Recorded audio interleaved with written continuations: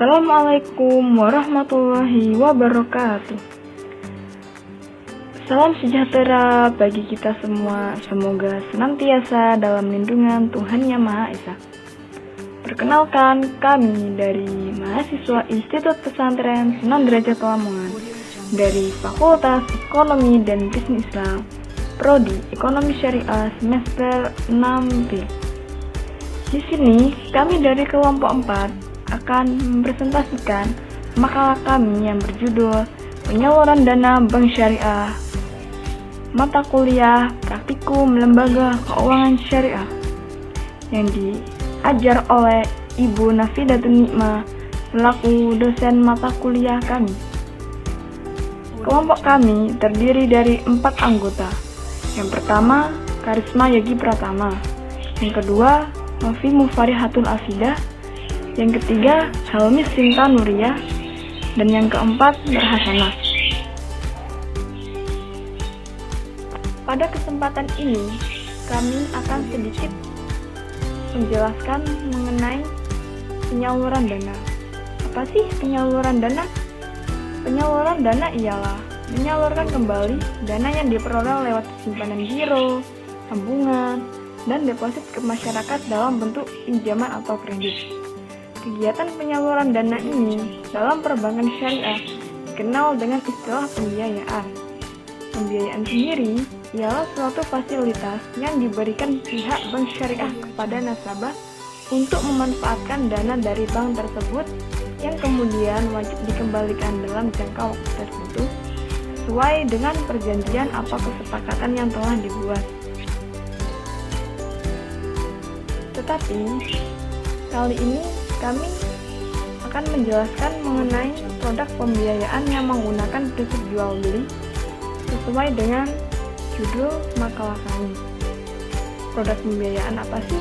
Apa saja sih yang menggunakan prinsip jual beli? Yang pertama ada murabahah.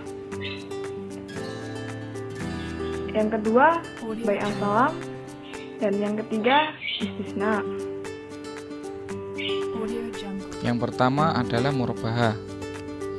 Murabahah merupakan kegiatan jual beli di mana penjual memberitahukan atau menceritakan biaya perolehan barang yang sesungguhnya kepada konsumen, lalu ditambahkan keuntungan atas penjualan barang tersebut berdasarkan biaya yang dikeluarkan dan kesepakatan di antara penjual dan pembeli. Pengertian murabahah menurut para ahli. Menurut Syafi Antonio dalam bukunya mengartikan bahwa murabahah adalah jual beli barang pada harga asal dengan tambahan keuntungan yang disepakati. Dalam hal ini, penjual harus memberitahukan harga pokok produk yang ia beli dan menentukan suatu tingkat keuntungan sebagai tambahan, menentukan lama pembiayaan, dan besar angsuran yang harus diangsur. Selanjutnya menurut Hitam dalam jurnal Haryoso, murabahah adalah suatu pergeseran kepemilikan sesuatu yang dimiliki yang kemudian dijual dengan harga pertama lalu diberikan sedikit tambahan keuntungan. Sedangkan para fuqaha mendefinisikan murabahah sebagai penjualan barang seharga biaya atau harga pokok barang tersebut ditambah margin keuntungan yang telah disepakati. Karakteristik murabahah adalah penjual harus memberitahu harga yang ia beli dan menentukan tingkat keuntungan sebagai tambahannya. Ketentuan murabahah diatur dalam Fatwa Dewan Syariah Nasional nomor 4/SDSN MUI /4/2000 yaitu: yang pertama, bank atau nasabah harus melakukan akad murabahah yang bebas riba. Yang kedua, barang yang diperjualbelikan tidak diharamkan oleh syariat Islam. Yang ketiga, bank membiayai sebagian atau keseluruhan harga pembelian barang yang telah disepakati kualifikasinya.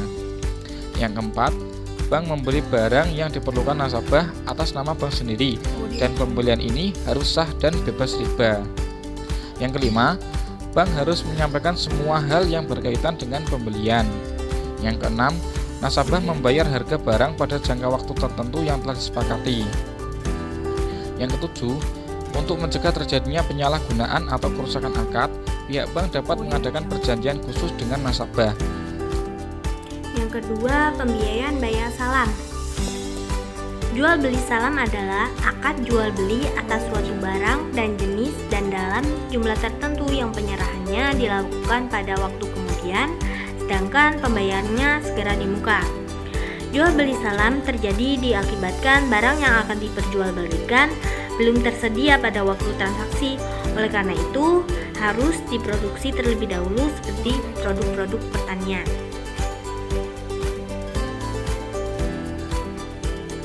Ketentuan pembiayaan bayar salam. Yang pertama, lembaga keuangan syariah dapat bertindak sebagai pembeli dan atau penjual dalam suatu transaksi salam. Yang kedua, spesifikasi dan harga barang pesanan disepakati oleh pembeli dan penjual di awal akad.